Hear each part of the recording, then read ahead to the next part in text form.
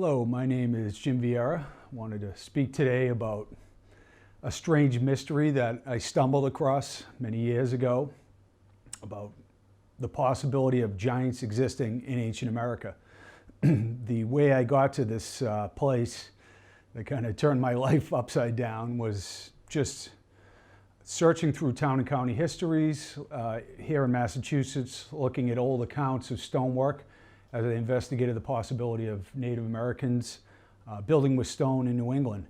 And what I then encountered while searching these old documents, these old town and county histories and archaeological records, was an enormous amount of giant skeletons that were reported and measured by respected scientists and professionals at the time, along with farmers and other lay people.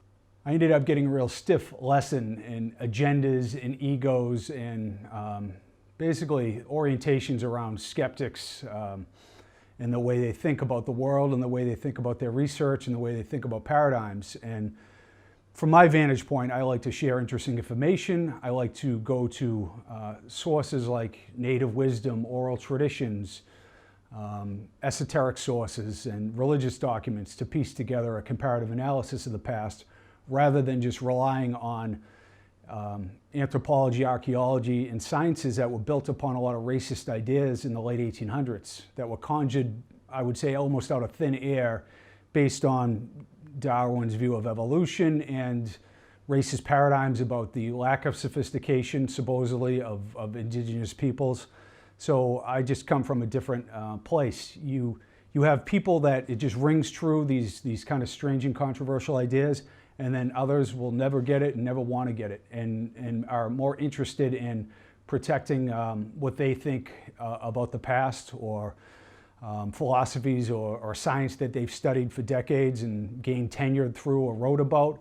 And I'd rather be much more open-minded and flexible in my pursuit of truth and knowledge. And quite frankly, I think our entire Western system is built on a house of sand. You know, the idea that the Big Bang occurred and then ammonia was hit by lightning or however life occurred, and then we developed as a species and then gained this incredible consciousness. And I just believe there's a holographic nature to reality that quantum physicists and the mystics tell us about that tells a different story. So I don't want to try to make myself right by making anybody else wrong. I just want to offer what I hope are open-minded ideas about these controversial subjects that are pervasive all throughout history, all throughout the globe, and all throughout different kinds of medium, all documents and secret society literature and esoteric sources and oral traditions. So hopefully you'll see this for what it is, just an attempt to be open-minded about something that is considered extremely controversial. So I started my pursuit of investigating these old accounts, and along with my brother and I and my co-author Hugh Newman, we had a show on the History Channel, Search for the Lost Giants. I've since done several documentaries on the Lost Colony of Roanoke, and I appeared on Josh Gates's Expedition Unknown Travel Channel show, and I recently was on with Megan Fox on her show about called Legends of the Lost, talking about the idea of giants in ancient America. So I've co-authored a book with Hugh Newman, basically going through hundreds of these accounts, just trying to lay out a case that maybe, much like the Clovis Barrier and out of Africa and the Younger Dryas impact theory, these new ideas that upend modern theories about the past, maybe the idea of giants has something to it, and maybe there is evidence hidden in plain sight in these old archaeological reports. One of the big criticisms is like, show me the bones, show me, all the evidence. And I would say, I think we've made a strong case that there is an anthropological mystery here. 7 and 8 foot skeletons verified by academic professionals over a long span of time that basically tell a different story, that maybe there were lost continents and maybe there were survivors that showed up in these different places like in the United States that native people tell us about. And maybe deeper into the Pleistocene age, 20, 50,000 years ago, maybe they were the giants talked about in biblical texts and oral traditions that They were characterized as malevolent, cannibalistic, and at the same time as bringers of truth and wisdom, as ancient geomancers and sowers of thunder. So you have these two stories going on about the past. And once again, there's a lot of new science coming down the pipe that really is telling us a different story. So I'm just open to this idea. I don't want to twist anybody's arm or try to overprove my case. I'll let the viewer decide what they think about this whole story. Now, one of my inspirations in researching this story is Vine Deloria, Lakota elder, who organized a conference in the late 1990s in Washington State, where he gathered Native elders from around the country to share the wisdom of their tribes. And very surprisingly, all the Native elders had stories of little people and giants. And there are tribes all around the United States that have this folklore, the mythology, or oral traditions about giants existing and Native tribes warring with them in the past. And Deloria was harshly critical of Western science, and I'll give you some good reasons, racist-based orientations that he spoke of, but this is one of the passages from his book. Modern-day archaeology and anthropology have nearly sealed the door on our imaginations, broadly interpreting the North American past as devoid of anything unusual in the way of great cultures characterized by a people of unusual demeanor. And you will see shortly that there was anything but an uninspired culture that lived here. You'll see that Native peoples were very sophisticated, but the white settlers who showed up had a different version of events. And this is John Wesley Powell, the first head of Smithsonian Bureau of Ethnology. And he led the Eastern Mounds Division that unearthed many of these ancient burial sites that had never been touched, obviously by Native peoples, until the white colonists showed up and dug into them for curiosity's sake, to plow lands, to build structures, to relic hunt. So Powell was basically oriented around, a lot of the white racist ideas at the time. And he wrote an article in the American Anthropologist, From Barbarism to Civilization. And he was a student of Lewis Henry Morgan, who wrote Ancient Society in 1877. So according to Morgan, human history was divided into three ethnical periods: savagery, barbarism, and civilization. Now, ancient cultures, indigenous cultures were savage and barbaric, and the white Western world was the civilized world to all these early academics.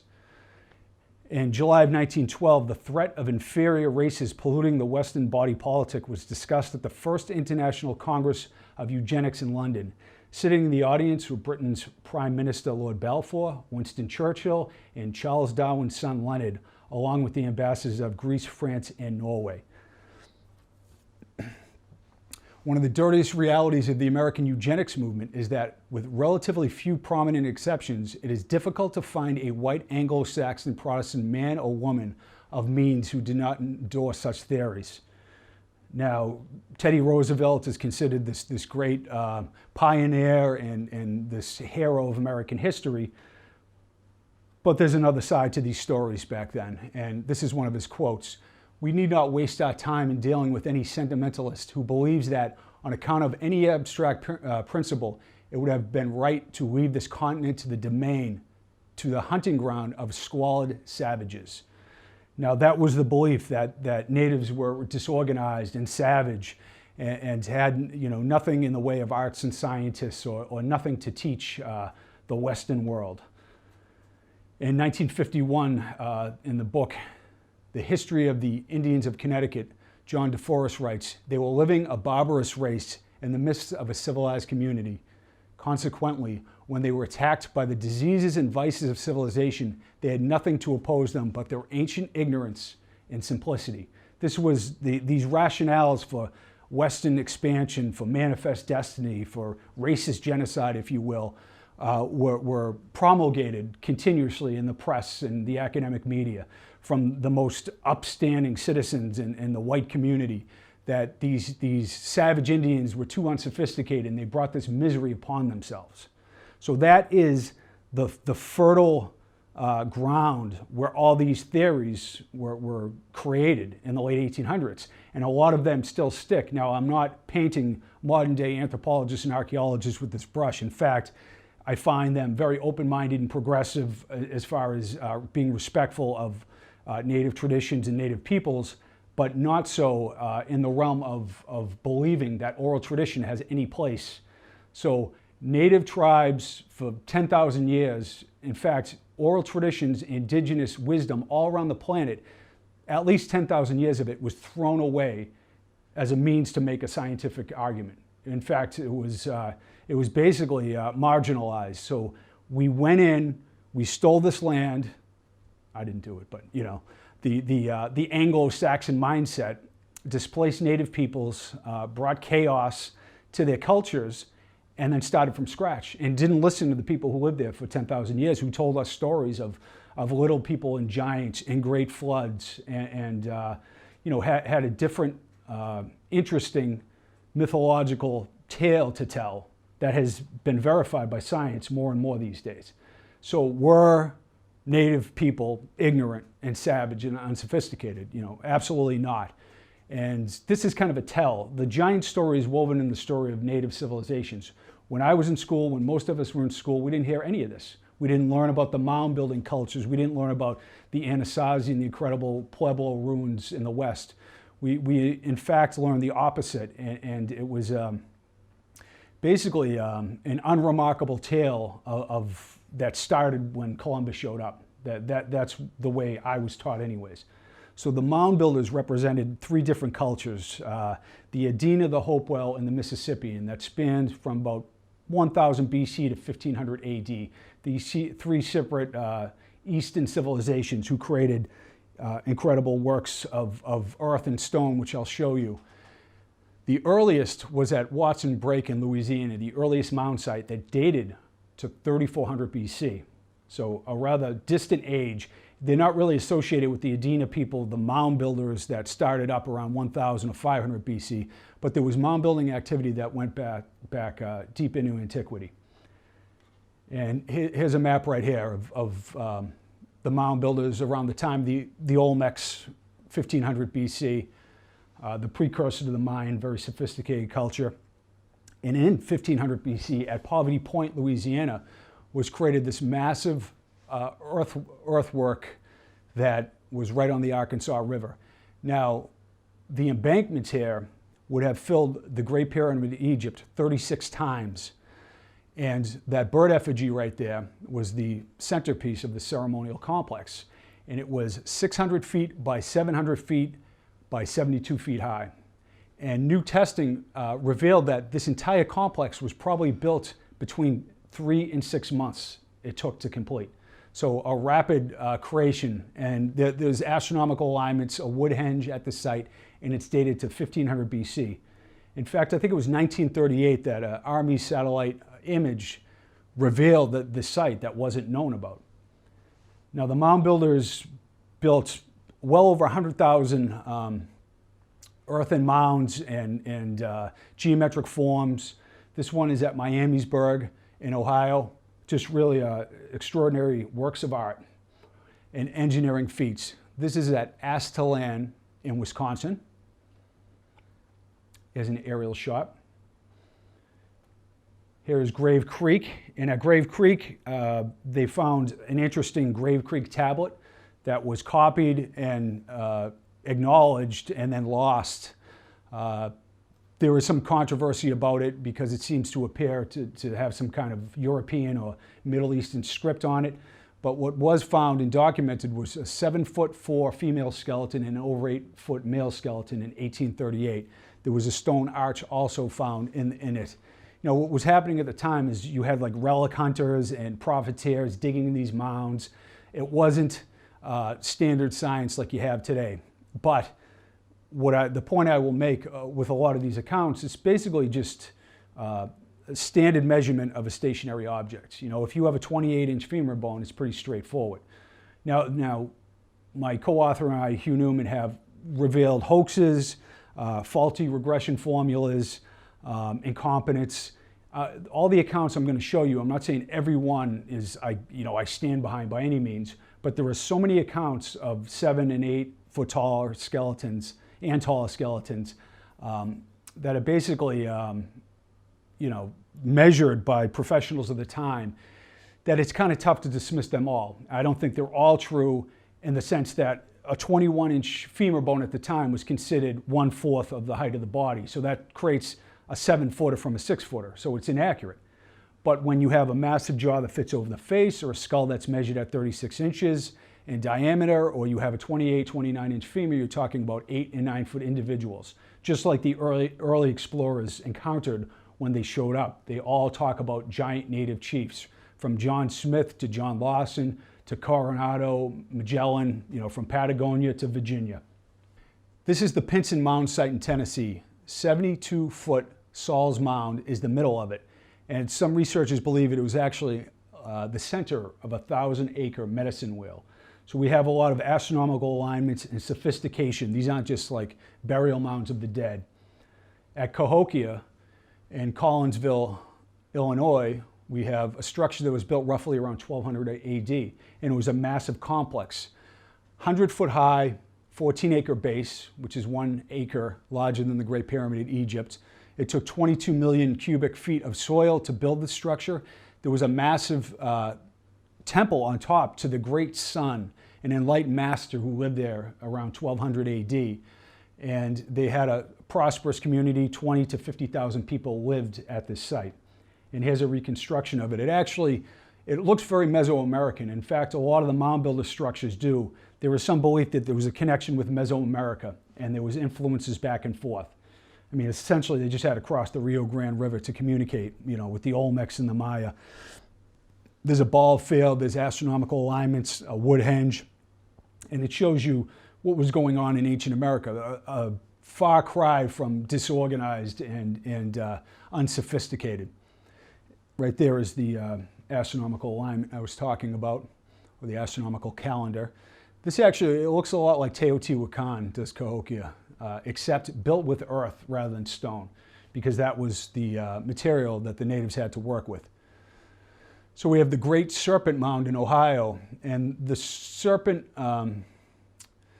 belief, the serpent religion is everywhere to be found around the planet, and native peoples have a lot of the same beliefs about the past, about the serpent culture, about ancient androgyny, a lot of the things you find in the Holy Land or in the South America, these kind of strange ideas of floods and civilizers who showed up after the flood, if you will.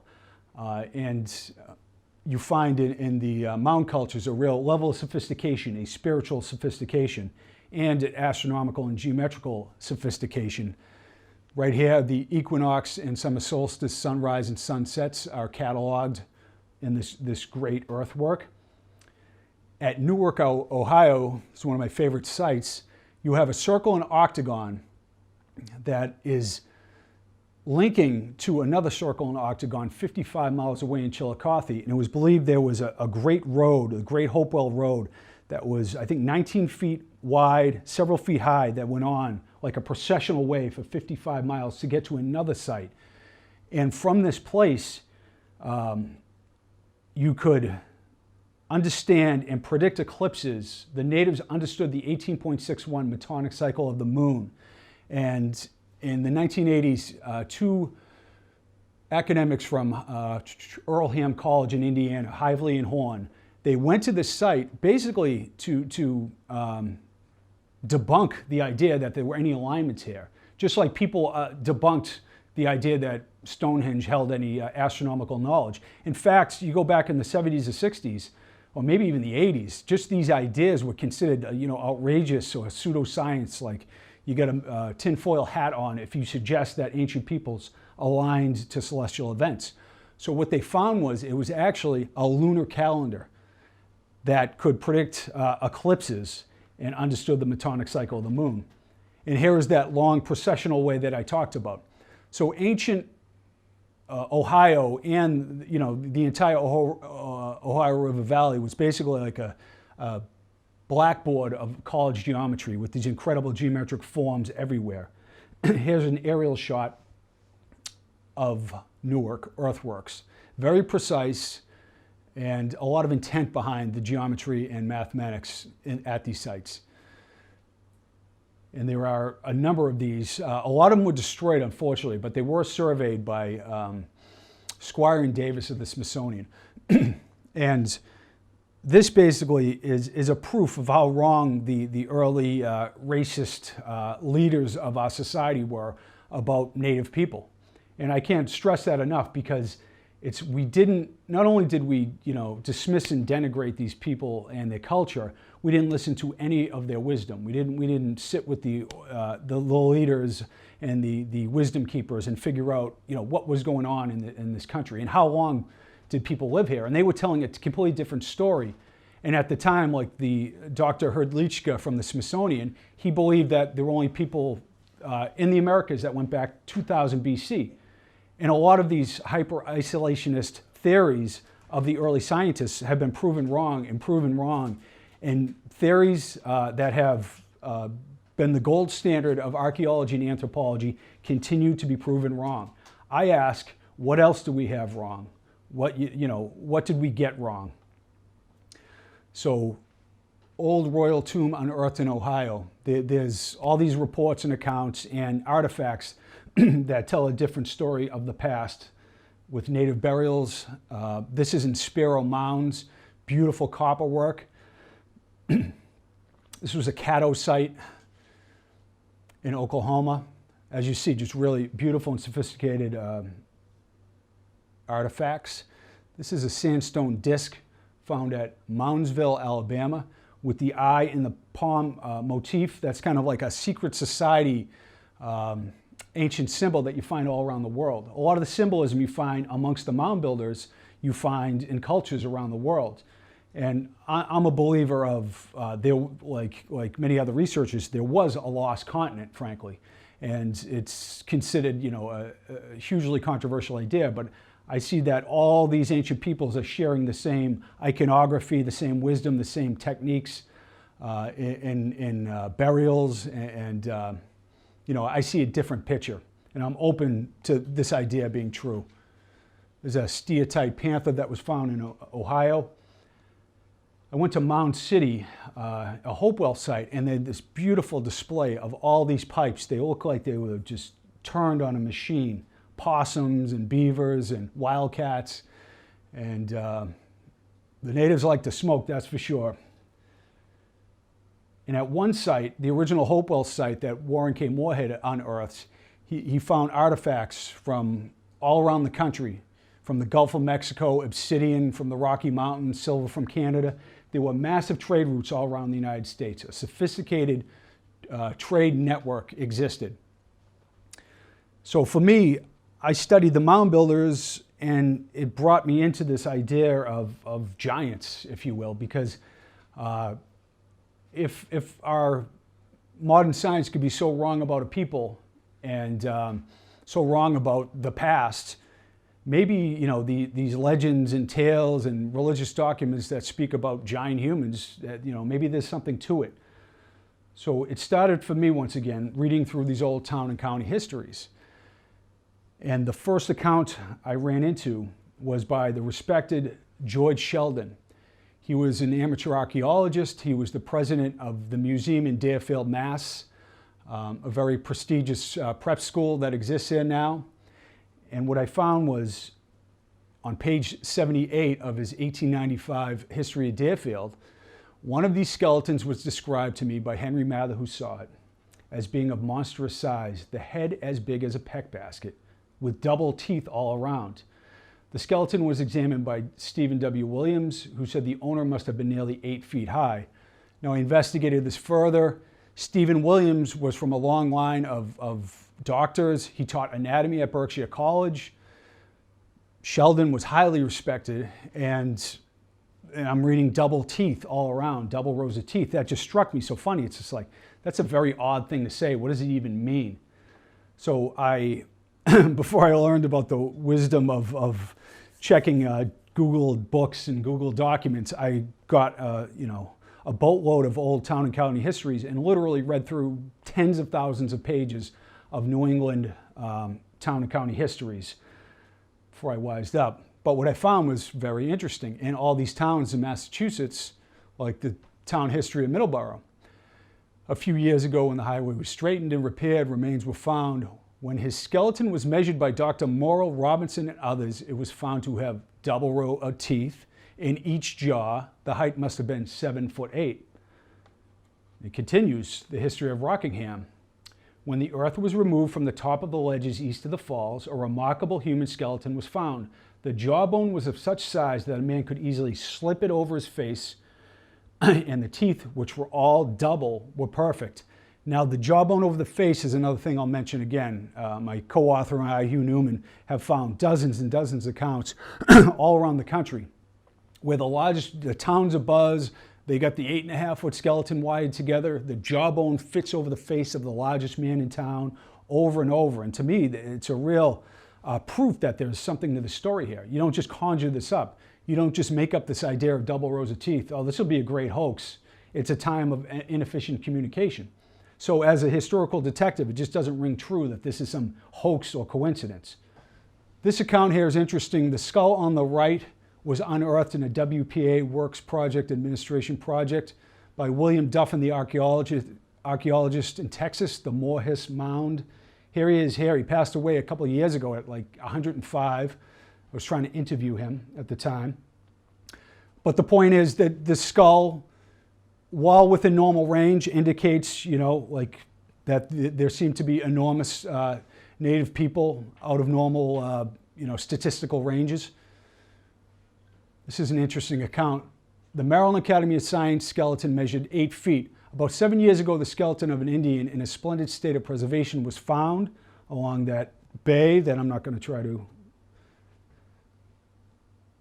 pronounce. The remains were discovered by John Widgeon, a naturalist. He was also recently discovered another fine specimen. One of these measured 7.5 feet and the other 8 feet. I spoke with the head of records at the Maryland Academy of Science, the oldest scientific institution in the country. I think it was founded in 1787 or 97. She said, the report says that Widgeon wired together these skeletons at their Franklin Street office. They were on display. She said, I know Widgeon, I know this office you're talking about. I'm digitizing the records and I can find no mention of the skeleton whatsoever. Because for me, it's like, okay, if all these skeletons are 5'7", like all the professionals tell us, here's a great example, 7.5, 8 foot tall, thigh bones as thick as a horse. They got all these vast measurements associated with these accounts, and there's not a whisper of it. And she wrote this long letter to me like, I don't know what to make of it. It's just, this gets dismissed as a joke or a fantasy, and this is the head of records. I found it very interesting. And here's John Widgeon. He was well respected. He became a Baptist minister. He was born into slavery in 1854. He became this well respected naturalist. And I can't find a whiff of the skeletons other than a bunch of accounts talking about the president of the Maryland Academy of Sciences and Widgeon and the wiring together of the skeletons. Like, how the fuck do you wire together a 5'6" skeleton and make it 8 foot tall, especially like for them, That's the kind of thing that really just gets my interest or gets me irritated. All the early explorers encountered giant native chiefs from Virginia to Patagonia to Florida, all around our country. From Magellan, Coronado, DeSoto, John Smith, everyone you can name encountered and chronicled enormous giant people. And these are explorers who were trained in the art of observation. Now the narrative is, the Spanish are 5'2", and the natives are probably 5'7", and they look like giants. It's a really idiotic explanation here because they clearly talk about over 7 foot tall, over 8 foot tall. On his knees, this giant towered over all our men, things like that. So here we go with DeSoto. His private secretary wrote, the new lands they explored were ruled by the giant Native American chief Tuscaloosa. This is in Alabama. Ron Hill writes, seeing him, we paused dumb with amazement. For though but a youth, he towered on high, a great-limbed giant. Heads of the tallest men reached only to his breast. Now him and his father, Tuscaloosa, were considered well over 7 foot tall. In Patagonia, Magellan, Drake, you have all these accounts of enormous skeletons. I think the truth is somewhere in the middle. I haven't found any evidence of 9 and 10 foot skeletons there or peoples there.